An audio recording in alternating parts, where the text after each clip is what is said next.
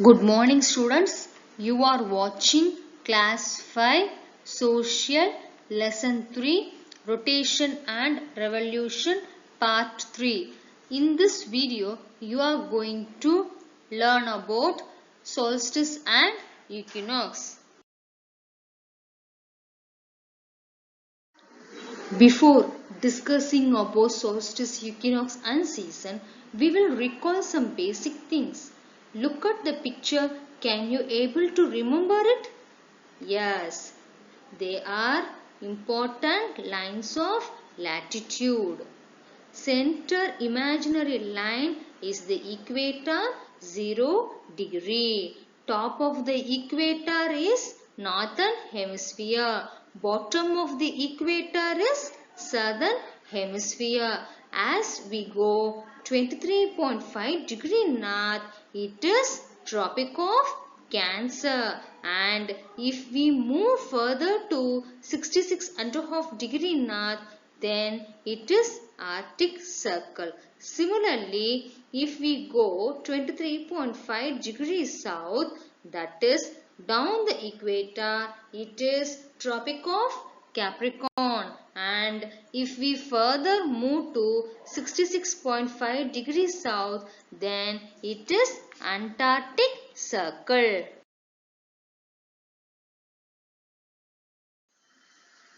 Solstice or a planet's longest and shortest day of the year.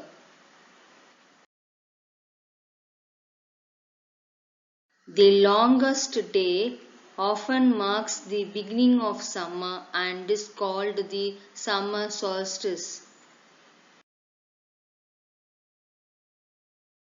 The shortest day often marks the beginning of winter and is thus called the winter solstice.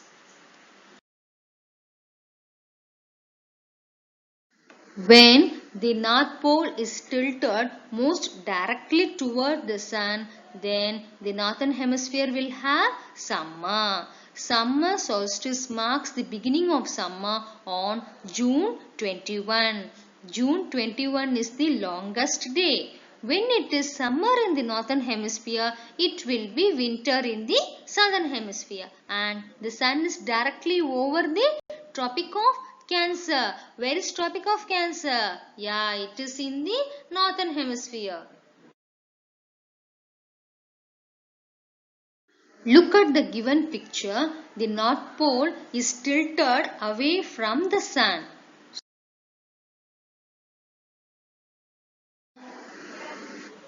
North Pole will have winter season.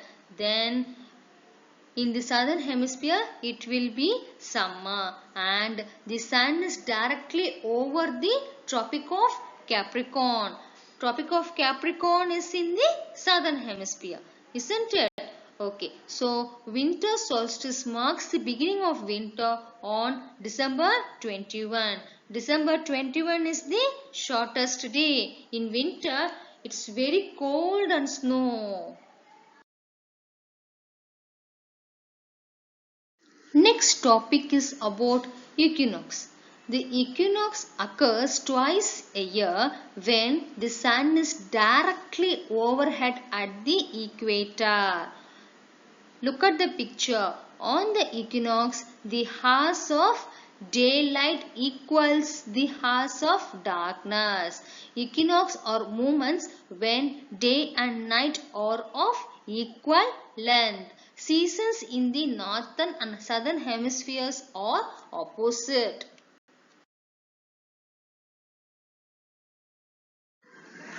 Spring equinox marks the beginning of spring on March 21st. When it is spring in the northern hemisphere, it will be autumn in the southern hemisphere, and the Sun is directly over the equator as shown in the figure.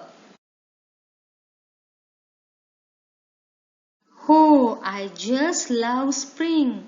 The flowers are blooming and the air smells so fresh. Autumn equinox marks the beginning of autumn on September 22. when it is autumn in the northern hemisphere, it will be spring in the southern hemisphere, and the sun is directly over the equator as shown in the figure. In autumn it's cold, so leaves fall down from trees. Look at the picture. This picture shows the full Earth orbit traced on the plane of the ecliptic. On December 21, the north polar end of the Earth's axis leans at the maximum angle away from the Sun. This event is called the December solstice or winter solstice in the northern hemisphere. At this time, the southern hemisphere is tilted toward the sun and enjoys strong solar heating. 6 months later, on June 21, the Earth has travelled to the opposite side of its orbit. This is known as the June solstice or summer solstice in the northern hemisphere. The north polar end of the axis is tilted toward the sun, while the south pole and the southern hemisphere are tilted away.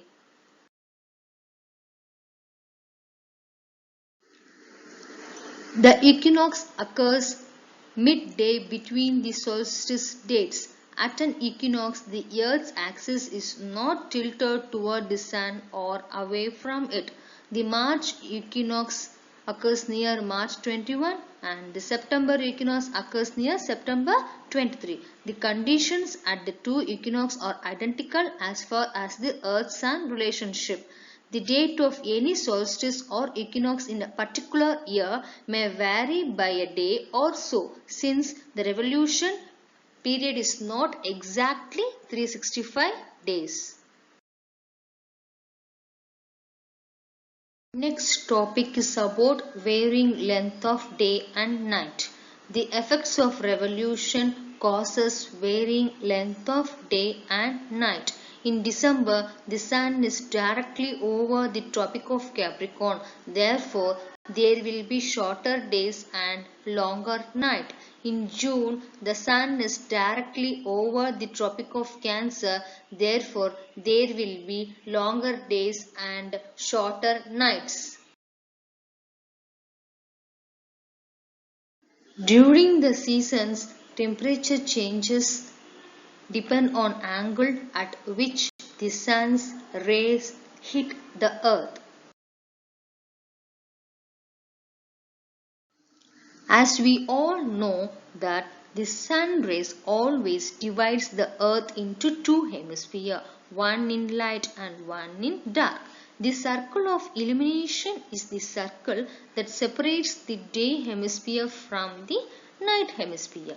The subsolar point is the single point on the Earth's surface where the sun is directly overhead at a particular moment. At equinox, the circle of illumination passes through the north and south poles as shown in the figure. The surface at the poles receive very little solar energy. The subsolar point falls on the equator. You all know that the equinox will have an equal length of day and night everywhere on the globe. You can see this by imagining yourself located at the point on the 40-degree north parallel as shown in the figure. As the world turns, you will be in daylight for exactly half the day and in the night for the other half. Is it clear, students?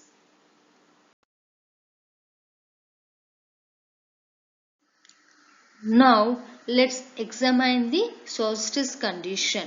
Look at the figure. The June solstice is shown on the left. Imagine that you are back at a point on the latitude 40-degree north parallel. Unlike at equinox, the circle of illumination no longer divides your parallel into equal halves because of the tilt of the northern hemisphere toward the sun.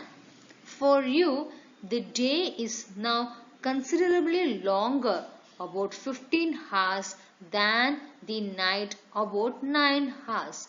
Now step on to the equator. You can see that this is the only parallel that is divided exactly into two. On the equator, daylight and nighttime hours will be equal throughout the year.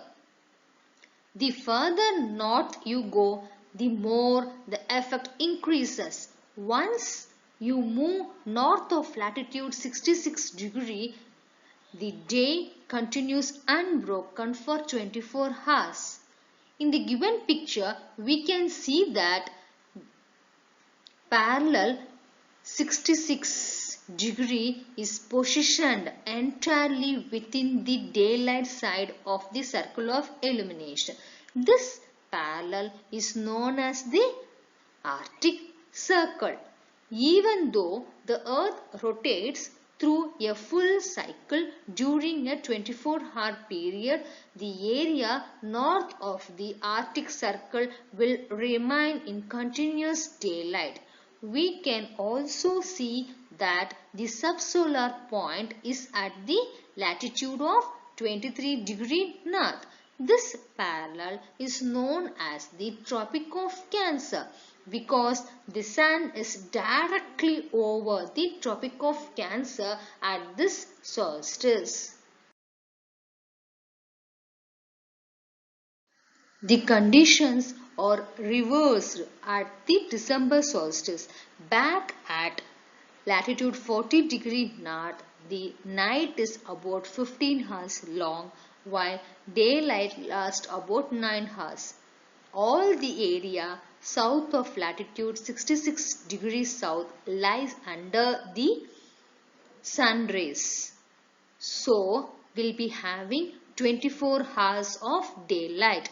This parallel is known as the Antarctic Circle. The subsolar point has shifted to a point on the parallel of latitude 23 degrees south, known as the Tropic of Capricorn.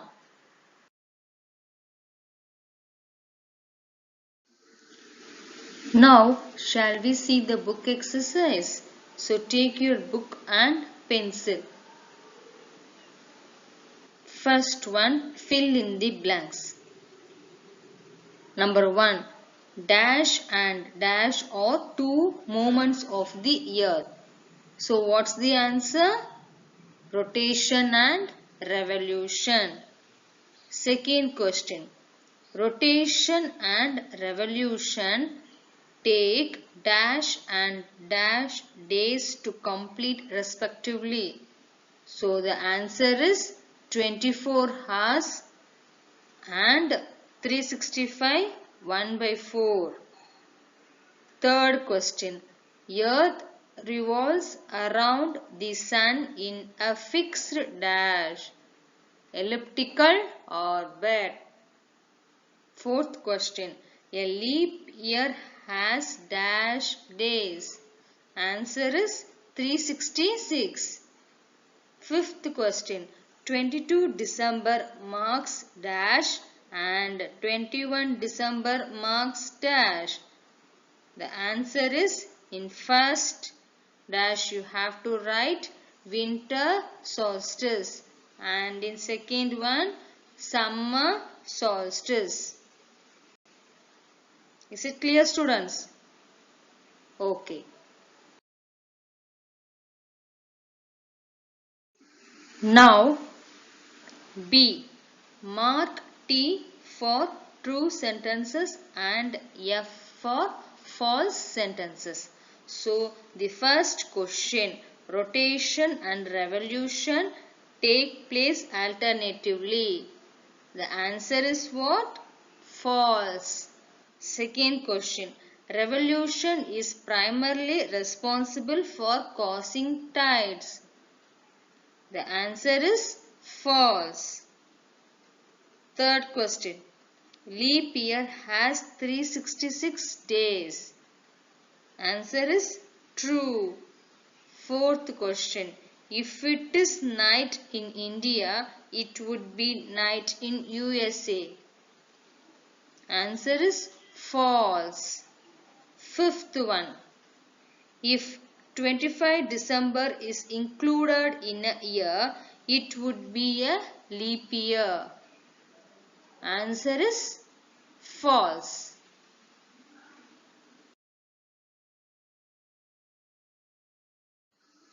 Thank you students.